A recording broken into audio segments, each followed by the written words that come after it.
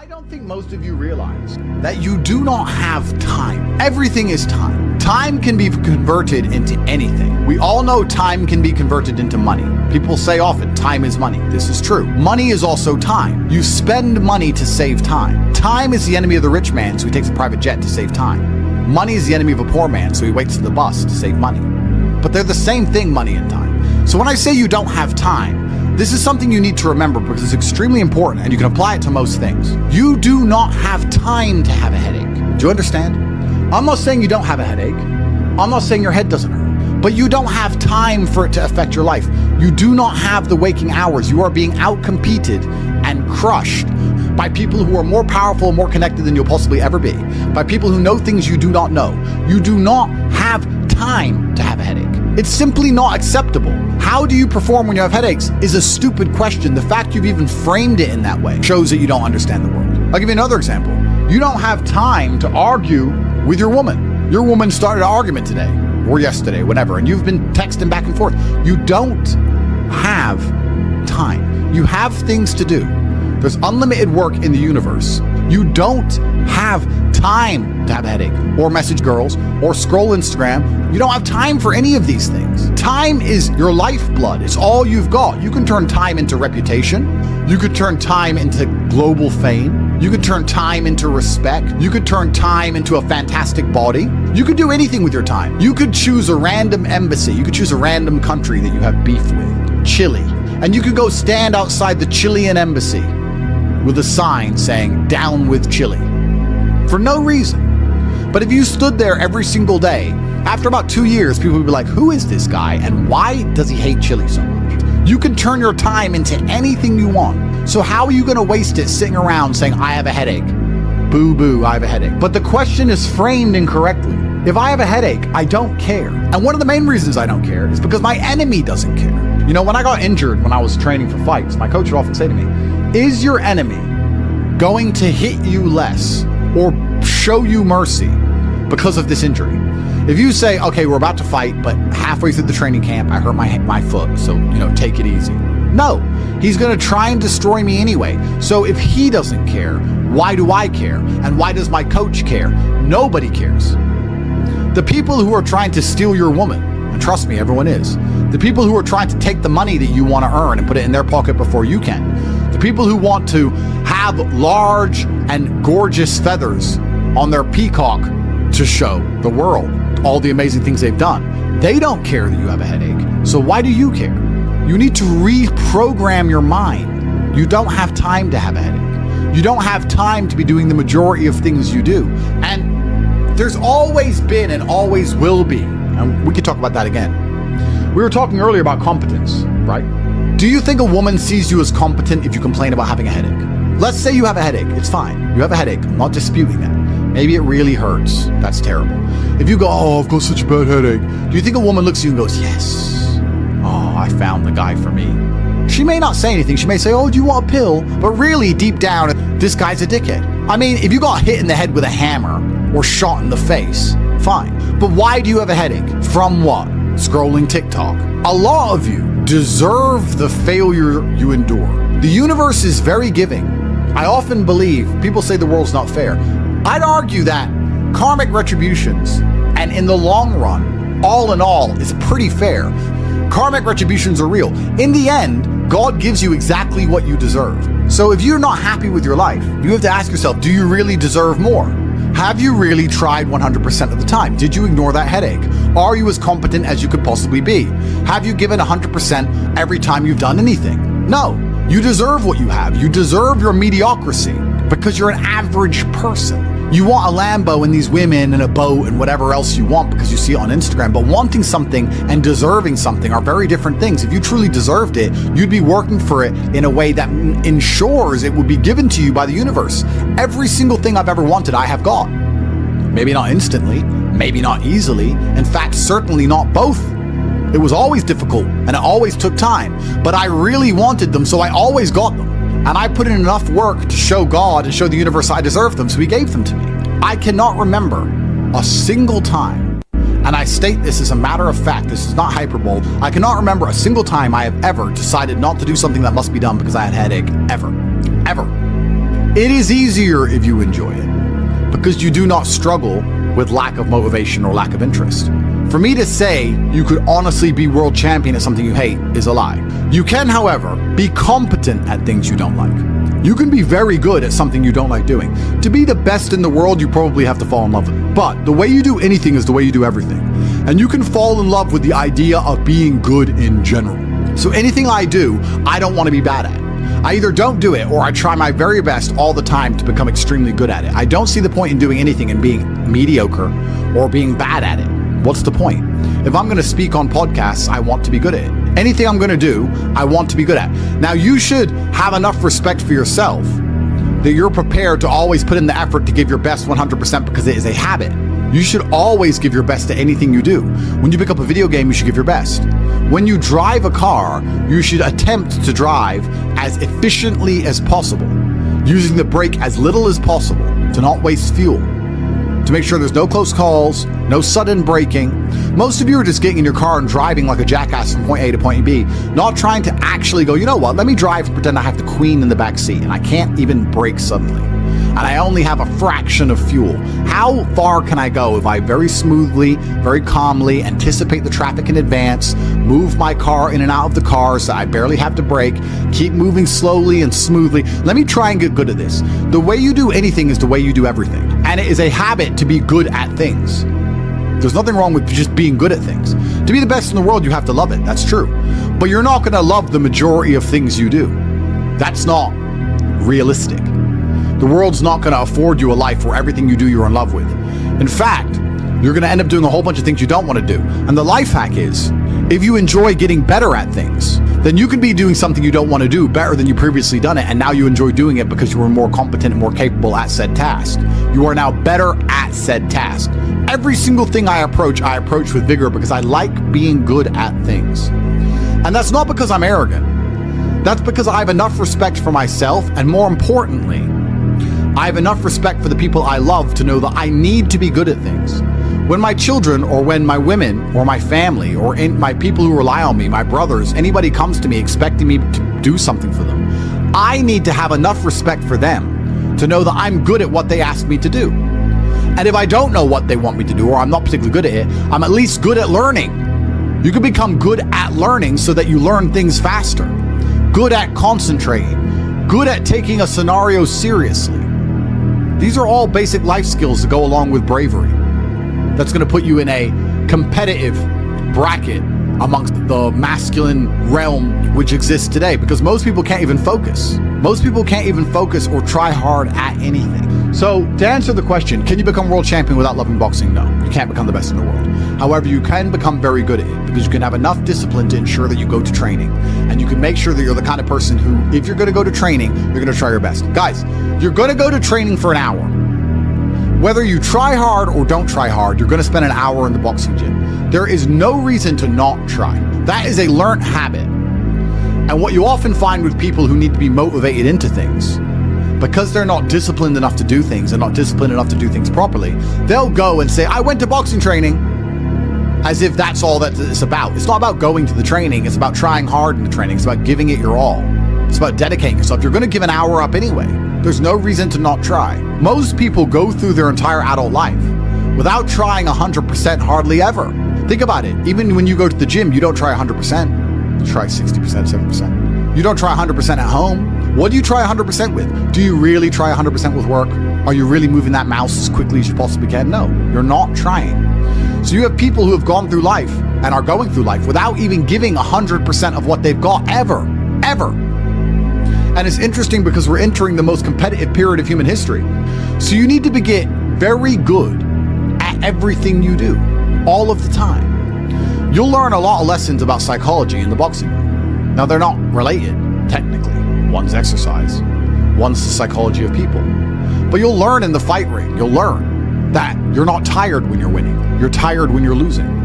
That once you start to win, you get to find unlimited energy from the universe from somewhere, and you just continue to push forward, no matter how hard it is. Winning is easy. It's trying to turn it around when you're losing that is difficult.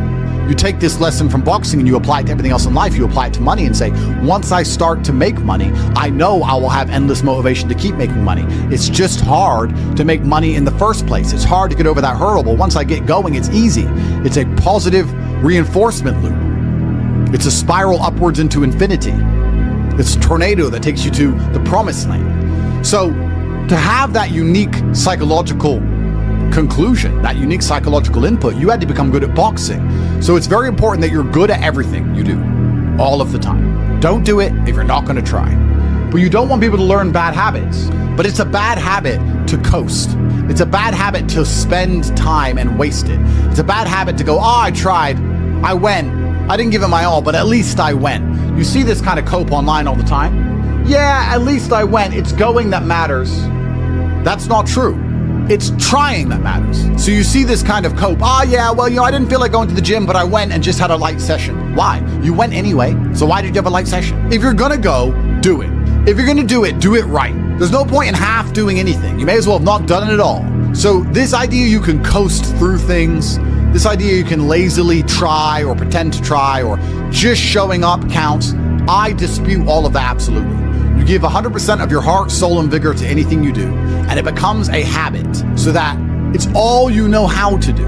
Before you know it, you're driving a car trying to do it as well as possible. And you're having a conversation trying to be as clear and compendious and concise as possible. And you're trying to make money as much as possible, as efficiently as possible. And you're trying to educate your children as well as possible. You're trying to protect your family as much as possible. You're trying to get as strong as possible. Because all you know is maximum limits. That's all you've ever done. You've never done any of this, that garbage can go out the window. So you need to get good at getting good at things. And you need to get good at trying 100% at all things, whether you like them or not. And this will give you a base level of competency in all realms, even if you're not in love with said task. Success is like being pregnant. Everyone says congratulations, but nobody knows how many times you get fucked. Absolutely. But that's the beauty of success, right? Because all the times you get fucked teach you the lessons you need to be successful in the first place. You would never be successful without getting screwed over. And also, you wouldn't be happy with your success without getting screwed over. The reason you appreciate that woman who's so good to you, who you trust with all your heart, who's loyal to you, is because that other woman cheated on you. If you had never seen a terrible, narcissistic, cheating woman, you wouldn't appreciate a good, kind-hearted one. There's no light without dark. So it's very important that you go through these bad things, one, to learn lessons, but two, to learn gratitude and appreciation for things once you have them. It's extremely important. Every time something bad happens to you, you need to say thank you to God. Thank you, God, for giving me this difficult time, for me to learn lessons, and for me to have more appreciation for my fantastic life in the future. That's how you should approach life. And especially success is exactly the same way. The lessons you'll learn failing along the way will ensure that when you get to the top, you can keep it. It's difficult to think of a scenario where being brave would be a negative mindset for you to be able to tap into, because bravery affords new options you haven't previously considered. If you're a coward, you don't have certain options on the chessboard because you simply don't have the bravery to make X moves. But if you are brave, you can analyze these moves. So you have a whole bunch of moves that most people don't have. Most people do not have the bravery to consider alternate paths. You need to be able to look at the chess moves that most people will not be prepared to make, and most people live very afraid. So bravery is an extremely important skill to hone. It's something you should practice. You should often sit and think, what would be the bravest decision I could make in this scenario? What would be the bravest one I could possibly make? And consider it. I'm not saying do it, but you should get in the mental model of considering it. Because quite often when you're a coward, brave decisions don't even cross your mind, ever. They don't even cross your psyche. They're not even something that's interesting to you. You haven't trained your mind to consider them. So you need to train your mind to consider bravery, because bravery is something that is going to universally apply throughout your life. It doesn't matter if you're rich, it doesn't matter if you're poor, it doesn't matter if you're in Thailand, it doesn't matter if you're in Peru. Having the option to be extremely brave and consider the options which are afforded only to a brave person is going to be something which is always going to benefit you. So it's very important that you consider and think about bravery as a whole, something I want you to hone. This life is sales. Convincing a woman to love you is sales. Work is sales. Life is sales. So fantastic thing to learn. Boxing, once again, fantastic thing to learn. It's very good. Your body and mind are connected. You cannot have a strong mind without having a strong body. Fantastic. Who should you be before you become rich? Well, money is an amplifier. Money's not going to change who you are. It's going to amplify who you are. If you're a good person, it'll make you a very good person. If you're a bad person, it'll make you a very bad person. If you're a weak person, it'll make you very weak and cowardly and scared. If you're a strong person, it'll make you very brave. Money amplifies.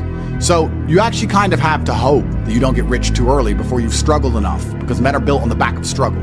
You have to go through pain and terrible things as a man and struggle constantly to be a good man. No man who has not struggled is a good man or good at being a man. But don't worry, I think God has a plan for you. You should be trying your absolute best to get rich all of the time. You should be struggling and working as hard as possible.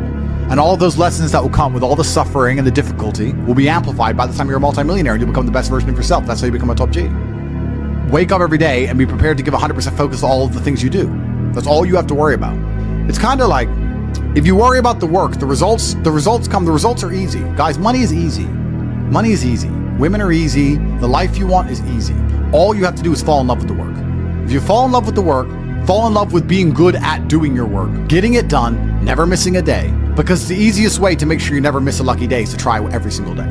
Lucky days exist, and you're never going to know if you have a lucky day or not unless you try every single day. Then you're never going to miss any lucky days, and you're going to pull it off, and you're going to realize it wasn't actually that difficult. All it took was consistency and constant effort, never being lazy and doing everything I'm supposed to do properly. When you tolerate something, you're admitting you deserve it. You're going to get exactly what you deserve in life, from women, from masculine friendship, financially, respect on the street, luck. You get the luck you deserve. If you try your very best in all things and you pray and you're really thankful to God and you say thank you all the time, you start to become very lucky. Lucky things start to happen. You get the luck you deserve when you try. It's truly remarkable. When a woman looks at you and goes, he can do anything he says he's going to do, that's when you become instantly attractive. Competence is extremely important. That's the masculine world. And peacocking built this world. Don't let losers and brokies sit and say to you, oh, all our graves are the same, it doesn't matter. No, it does matter. You were not born to suffer and die without being remembered or leaving a mark on this planet. You weren't born for that. You were born to do something great and to be remembered. You were born to leave offspring, which are so fantastic, raised in your image, that you, by proxy, are discussed into eternity. Your bloodline becomes synonymous with competence and capability.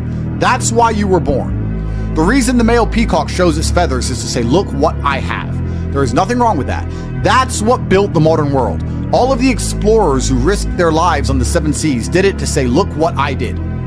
The most beautiful buildings around you, the cathedrals, all these things that were built by men saying, look what we have done. We have done something other people cannot do. Flexing, in and of itself, is not a stupid idea.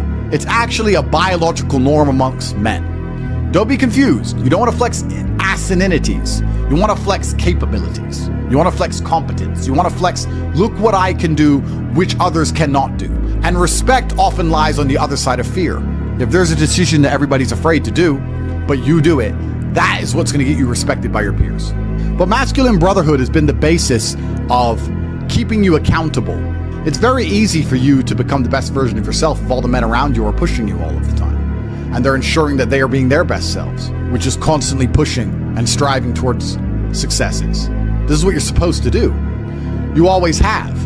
This is why even boxers, although they fight alone, they train as part of a camp with other boxers. You're always pushing yourself all of the time. That's the primary objective of masculinity, is to leave your mark on the world. And it's easiest to do that if you have brothers behind you who are pushing you to be your best self.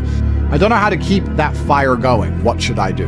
This is a really interesting question, actually, because it amazes me that so many people in the world still today, even though we have instant access via social media to the truly successful, believe anything they've done matters. So you've made 100 grand. You're still poor. That's nothing. That is nothing. 100 grand is nothing. It is my cigar bill for a month. It's nothing. You've changed nothing. You've achieved nothing. You need to compare yourself always and constantly to somebody who is outperforming you. You need to stop being so happy with yourself for these tiny little successes. This is what they teach inside of common pop psychology classes. Yeah, and take the small success and be happy with it and put little milestones and reward yourself for achieving the little milestone. No, that's not what you should do. The point is, the fact you could have a little tiny success and quit shows that there's something wrong with your mentality and your firmware in the first place. You don't know what success is.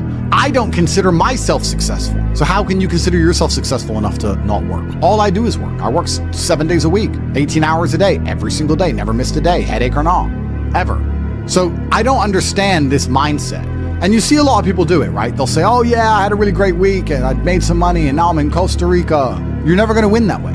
People often say to the extremely wealthy people, why do you work all the time? All you do is work. If I was as rich as you, I'd just go on holidays. Not understanding that the kind of person who goes on holidays when they have money is not the kind of person who becomes truly rich. The kind of people who become truly rich are the people who work every day no matter what. Which is why all of the people who are truly rich are workaholics, because it's the only way to really get there.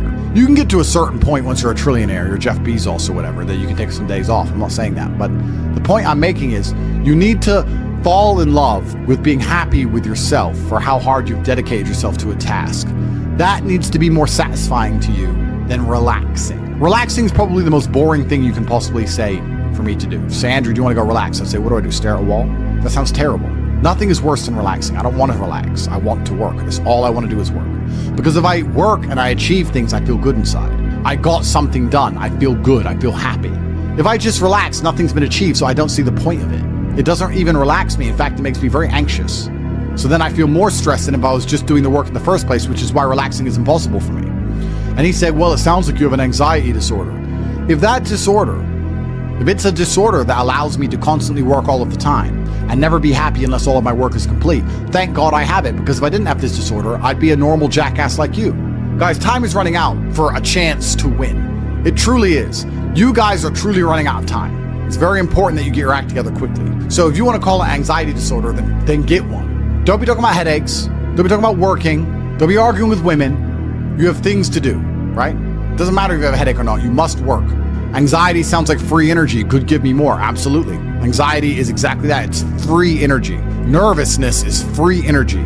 The inability to rest or relax or sleep is free energy. You just have to have the discipline to direct it in the correct directions. You need to sit at home and feel this fire inside of you because you do not have all of the money you want, all of the respect you want, and your name has not been echoed into eternity. You're not etched into the halls of history. You need to take all of that fire inside of you and all of that anger and direct it at one task. And you need to try your absolute best to ensure you succeed in that task. It's down to you. I can't drag you across the finish line. I can only show you where the race is and try and hype you up before you run. I can take you to the start line. I can tell you you can do it. I can tell you how fantastic it is when the race is over. I can tell you it is worth it, but you have to be the one to run the race. I can't carry you. If you're gonna ask me stupid questions about headaches, you're never gonna make it. There's gonna be a huge contingent of the populace that never make it. But when you do, it is worth it because you're remembered. And that is the whole point of being alive as a man in the first place, is to go down in history. It's not to go through life comfortably. It's not to go through life without struggle, without pain. The point of being a man in the first place is so that you suffer enough for people to remember you, to die for something, to live for something. That's the whole point in all of this. There's nothing else to do and make your name synonymous with something fantastic which has affected humanity and culture. That's all it's about. And it's very difficult to do that if you're insignificant and broke and lazy and stupid with a fucking headache.